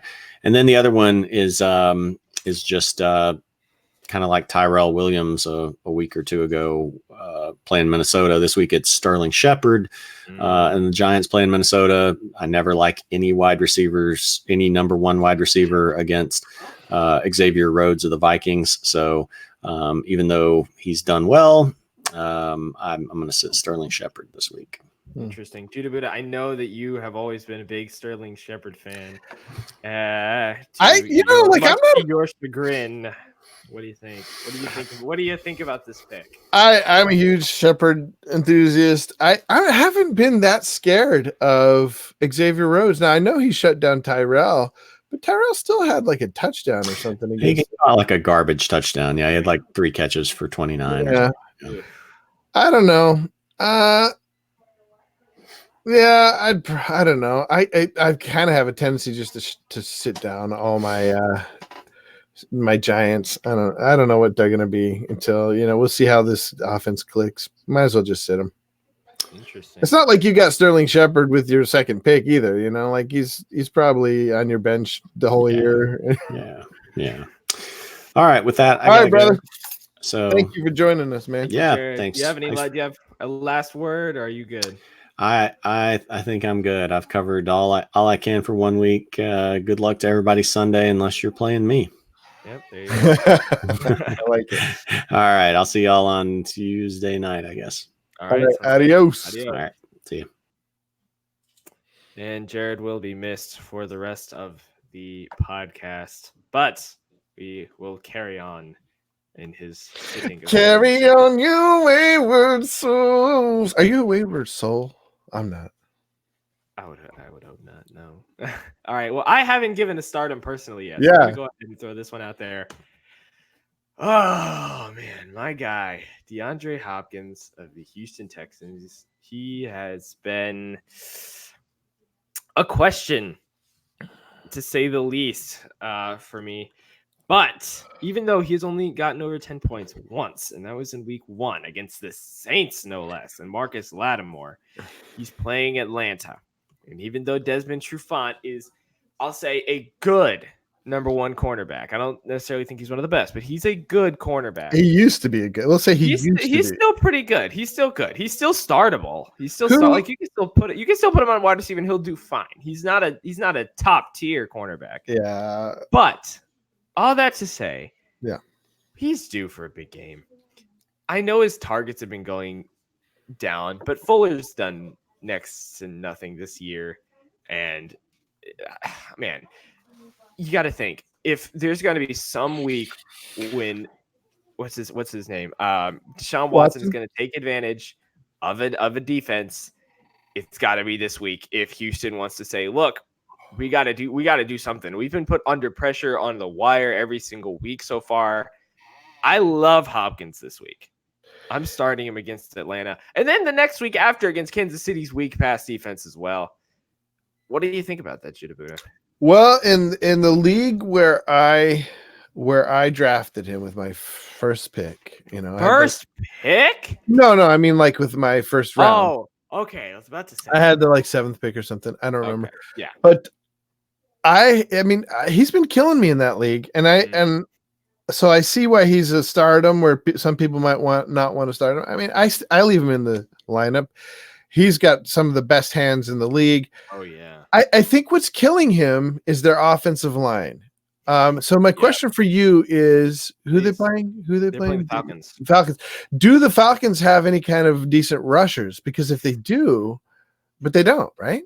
I am looking up right now their defensive statistics. So at least last week against the Titans, who have a decent offensive line, they got nothing against them. Absolutely nothing. I think you're right. This could be a get well game for Hopkins, and actually it may be more of a get well game if you're a who'd you just mention, his second Watson. What? No, Fuller. This may be a get well game for Fuller, maybe for everybody. Maybe it's one of those you get a touchdown type games. Yeah. I do think, look, Hopkins is the number. I mean, when Watson is looking for offense, he's looking to Watson. He just hasn't had a chance to look lately because he's been on the ground so much. Mm-hmm. This is a game. I mean, if memory serves me right, the Falcons don't have any kind of rush game. Yeah, I think they've had 1.5 sacks this year total. Yeah, they don't have any kind of pressure coming towards Watson, so he'll have time to look at the field for once. That is true, because their offensive line is atrocious so far. It is painful to watch, honestly. Yeah. I mean, Jared was talking about last time, like, this is what they had after they traded for Laramie Tunsil. What would it be if he wasn't there? Yeah, well, I mean, they haven't had a good offensive line in a couple of years now, and they just refuse to start taking draft picks. This year would have been the year to start building. I guess they just didn't have a lot of high quality draft picks. Yeah, they finished too well last year. They did finish well last year. Yeah. So, do you have another stardom or sit-em, Judah Buddha? I am considering starting everybody I have on I think everybody on the Bengals is a stardom. So Whoa! We had a question earlier about Alden. What's his name? Alden Tate, and Tyler Boyd as well. Tyler Boyd. I would start him if he's I'm not saying start him over somebody high quality in the case of Alden Tate, but Alden Tate's somebody. If he's on your waiver wire, grab him. Really? I think this is going to be a good game for him. He's a extremely tall and athletic player. As people, he went under people's under people's radar because Wilson or somebody was starting ahead of him on the depth chart, but Wilson has proved to be just nothing. And Alden is getting I think he had 12 targets last week, and I don't know. You could check that, but his targets have been going up precipitously. And with Ross out, I think the game plan could change from being this sort of taking shots type offense. Still lots of passes, but this time more schemed towards getting some downfield passes, some schemed downfield passes going. Interesting. So does this include Andy Dalton? Is he a streamer this Yep. week? Really? I'm playing Andy Dalton in 2 places. Wow. I would play him over Mayfield. I'd play him over, all these Midland quarterbacks. I think he's gonna have a big game. I think it's a get back in the game type game for him. Last week was terrible, but remember last week Dalton, for some reason, some magical, crazy reason, does terrible in prime time, and has always done. I mean, division games against this weird, new, hard to plan for Steelers team. I don't know. I just call it an aberration. He was doing well before last week. I think he's going to continue to do, a little better than average. Yeah. Okay, that's interesting because I have Mayfield in one last league, and I need to do something with him. Oh man. So now I'm gonna have to go out and pick up Dalton, especially since the Cardinals defense has done nothing this year. Oh Absolutely man, nothing. Especially against pass. It's atrocious. And it's less about my confidence in the Bengals skill and more in the confidence in how terrible the Arizona's defense is. Cardinals defense. That's the truth. So I have one question for you. This is a guy who has had like one good game, but he's another one of those guys where he's bound to get something at some point. He's going to break out soon. Calvin Ridley, Atlanta Falcons. They're playing Houston's horrible pass defense this week. What do you think? I don't know. I have a question about him. He's on my bench right now. I'm trying to decide whether or not to play him. I forget who over. I had high hopes for this. Is one of my favorite players to grab lower. Really? Round 6 or 7, somebody to pick up because I didn't have a really strong wide receiver group. Let me see where he is. I can't remember what team it is, but who are they playing? They're playing Houston. Where are they playing? In Houston? I believe they're playing in Houston. Yes. I don't know, man. No, I can't play him with any confidence. I mean, who are you thinking about playing him over? Because that might be the deal breaker there. Well, see, here's the thing. I think he's a flex person. Like people we were talking about earlier, definitely flex. Jordan Howard, what's his name? Devontae Freeman. People we were talking about earlier who you might need to slide into your flex. So I'm not saying start him as wide receiver 1 and 2. I'm saying put him in your flex spot. And you think he's going to go off this week? I think he's due to get something for sure. Because I mean, if you look at his games, he broke 10 points against Minnesota's defense. And then Philadelphia, whose pass defenses is nothing to speak about. Excuse me. Then they went into Indiana and Tennessee, and he put up less than 6 points. I think at Houston, bad pass defense. He had a couple rough games last time. Oh man, Houston's pass rush also isn't as good since they lost Clowney as well. I think this is the setup for Ridley to finally get something big. Like I could see the Falcons and Houston just going in a shootout and both of them scoring over 30 points more than I can see them getting like 10 points for each team, because Houston's defense is not good, especially against the pass, and Atlanta's defense is mediocre at best. At worst, I'll say mediocre at worst. At worst, good at best. Well, who's been sucking up all his pass share has been Hooper. Because the line's been so bad, and it's not like the line got any better. I realize Houston doesn't. I mean, but Houston still has Jadeveon J.J. Watt. No, J.J. Watt. J.J. Watt. Yeah. That's right. Okay, yeah. But they still have Watt. They've got a pretty good. Actually, they've got one of the. I think their pass rush is pretty good. I don't think that they're going to get any reprieve this week. As far as now, granted, you're right, their corners are not great, but the pass rush. I mean, like we were saying about Watson in the same game, Watson's going to have more time to look around, but I don't think that Matt Ryan is going to have enough time to look, because Ridley needs those. He needs time to develop his routes because he's such a fast guy and has great route running, but he needs time to develop his routes further out down the field, because anything short of a long bomb airing it out, it's going to be to Julio or to Hooper. See, I completely disagree about Houston's pass defense being good. I mean, sorry, not their pass defense, their pass rush. Sorry, their pass rush. I still don't think it. I don't agree with that. I mean, yeah, I know they've had a decent amount of sacks this year. They've had 18 sacks so far. Well, it's not like I don't see it happening this week. I see them stuffing the run game, yes. But, I think there's just going to be at one point where Ridley – I mean, I think Julio's definitely going to get a touchdown. I think there's one point where Ridley blows past whoever the second string corner is and just is wide open, and Ryan's just going to throw it ahead of him and let him run and grab it, because Ridley can do that.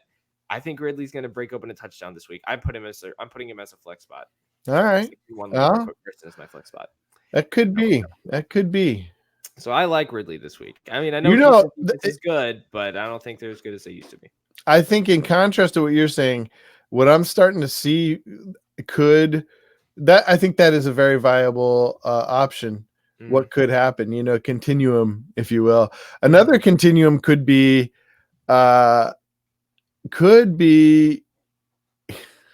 Freeman.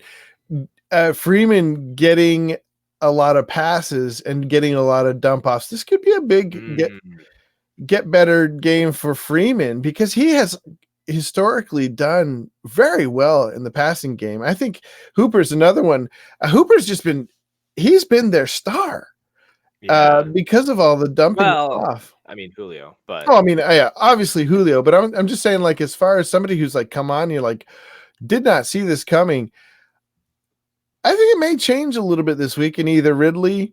I'm thinking about my shares of Hooper. This might be the week to sit Hooper, because if they are going to start winning, they got to change the game plan. It may mean dumping off more to their running back or shots to Ridley. Yeah, that's a nice thing. I mean, in Atlanta, I know their stats haven't really shown it, but they have two good deep threats in Julio and Ridley. It's incredible. They have an amazing team. They just need to figure out the offensive line. Yeah. One other question for you. Damian Williams is back in Kansas City. Yeah. Darrell Williams is questionable right now. Oh, is he? Shady's still there. I'm pretty sure Darrell Williams is questionable. Do you start Damian Williams this week? In that same league, as I have Freeman, I have Damian Williams. Obviously, I'm probably 0-4 in that. My running backs have been terrible. I rue the day I took Damian Williams. I don't know what. It was in a couple of these right before the season started. I hated him, and then all of a sudden I'm like, you know what? I don't know. They didn't pick up anybody. It wasn't until during the season that they picked up Shady. That was a huge game changer.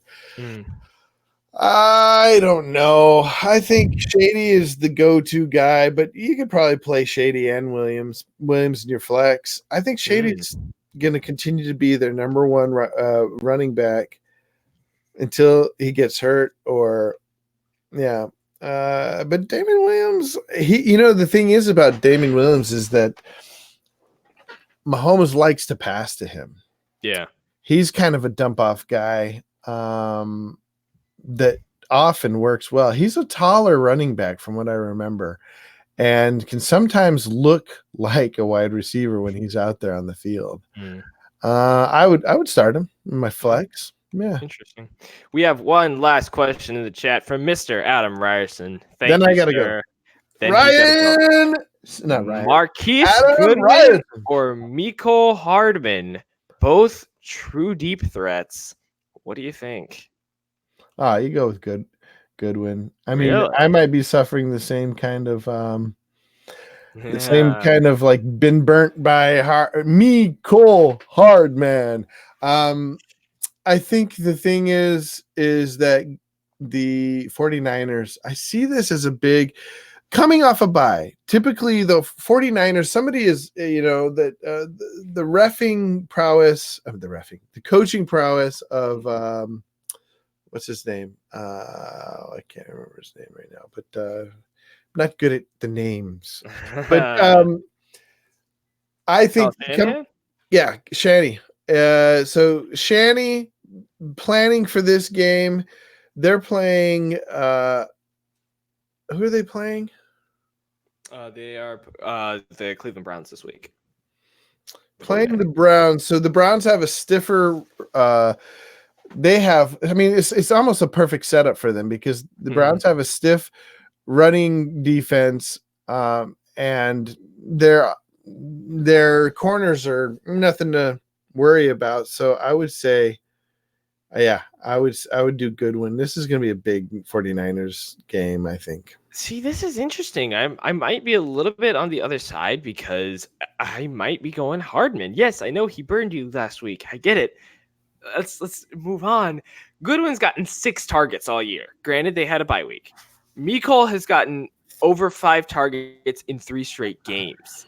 Now, I know he had a bum week last week against Detroit. The passing offense was not good in Detroit last week. But I think Mecole is just the more consistent play there because he's getting more targets. I mean, Goodwin at one point got 1 target in a game, and then he got 3, and then he got 2. But those stats are a little deceiving. When you're watching the game, you see that Mahomes, Hardman is his like 3rd, 4th read.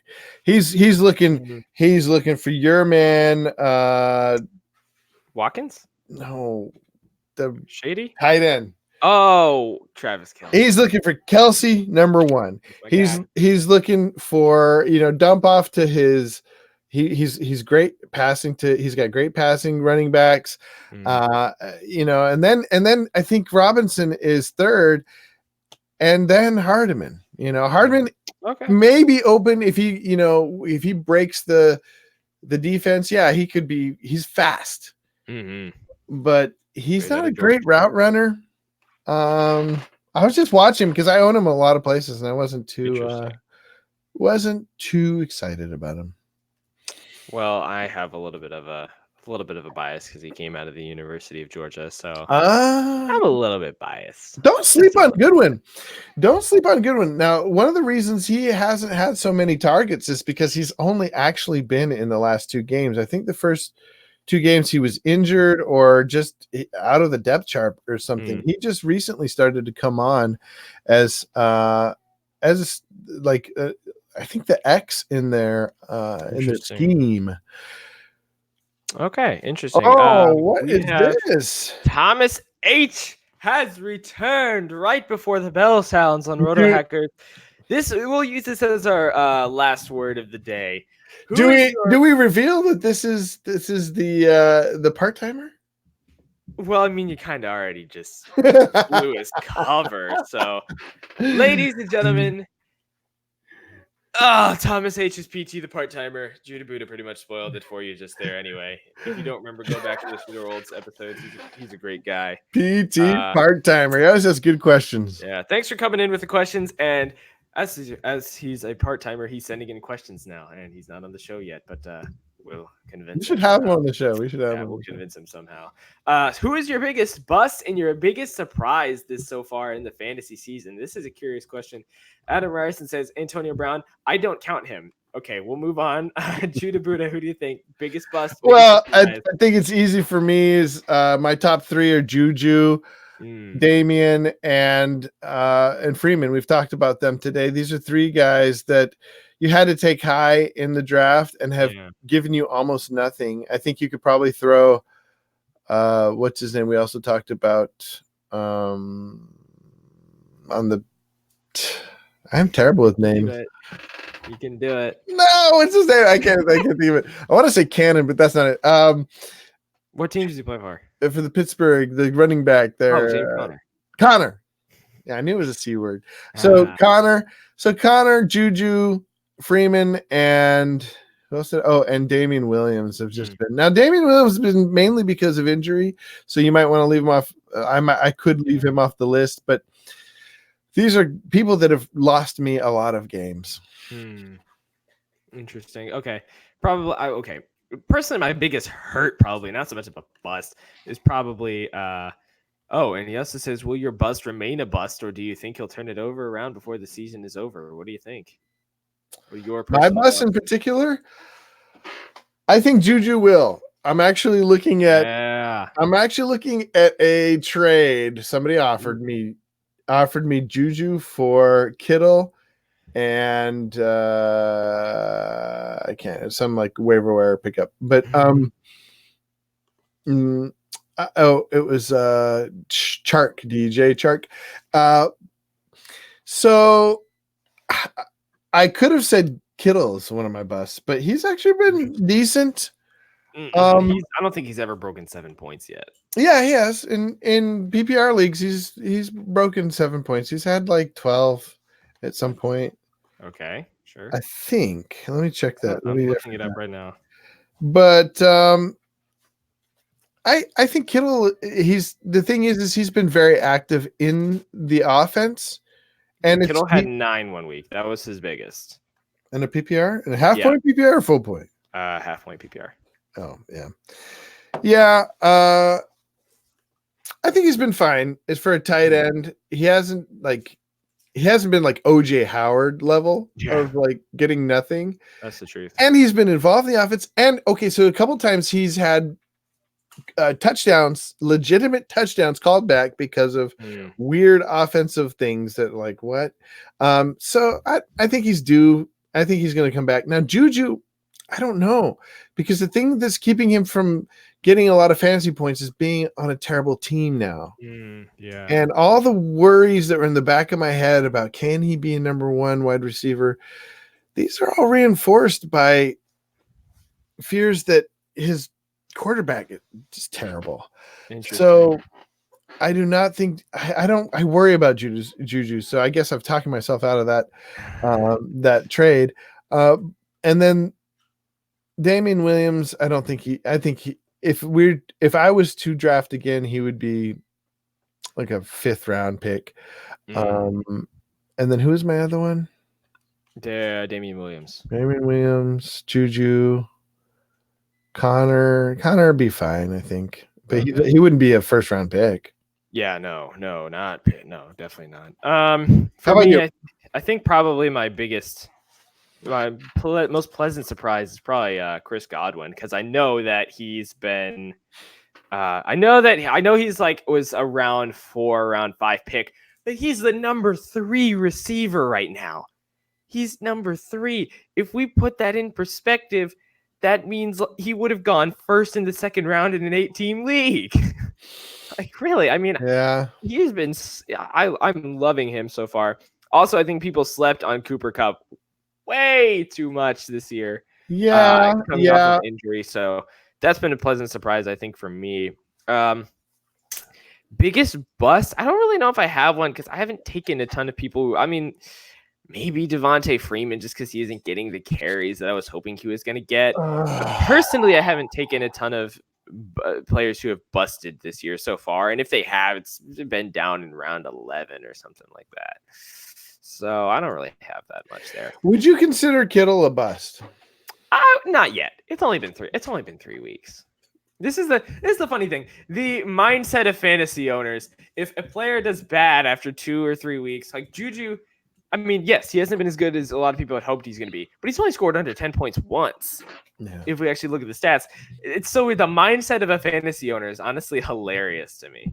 I didn't realize this. It's almost 12:41. Oh, fun. I gotta go. Thomas H's bust. Mixon, Thielen, Juju. Mixon, I will give you. He's been Mixon. Yeah, I'll give you that. Thielen, I think turn it around though. I mean, I think he'll be all right eventually. And I don't know. That's another one. More of a bust than Thielen. He's only scored over 10 points once. He may have a big game this week, but yeah, I don't know, man. Yeah, Mixon feels raw. I didn't take him anywhere. I have him in a dynasty league where he's, I don't know. I'm thinking about trading. I thought about trading him for this guy. What's the guy picture you put up? Oh, gotcha. Yeah. What's his name? Austin Ekeler. Ekeler. Yeah. I thought about trading for Ekeler. Interesting. Wait, who for Ekeler again? Mixon for Ekeler, I think. You're getting Ekeler or giving Ekeler? I would get Ekeler, but I don't know. This guy has been trying to get Mixon from me for a while, and he believes in Mixon, whereas I don't know if I do or not. So interesting. All right. Well, anyway. Yeah, we should probably wrap it up. For tuning in. Oh, most outlandish thing that Judah Buddha has said today. Oh, that's a curious question, Thomas H. I don't know. I'm still thinking about the last one where he said he dropped Joey Sly for Chris Herndon. But we're not going to talk about that. Yeah, how many points did Joey Sly get last week? I think 12. Oh. Mm-hmm. Yeah. Anyway, I'm AJ Herschel here with Judah Buddha. Jared is also on, and thank you all so much for tuning in. I'm still very happy because that took me a long time to make, so I'm glad I got to. It looks great, dude. Or like 15 minutes, but thank you. Anyway, thanks so much for tuning in, y'all. We will see you next week on Tuesday for your waiver wire pickups. Thanks so much, everyone, and we will see you later. Bye-bye. And I clicked the right button this time. Well, last time you didn't? No. Yeah.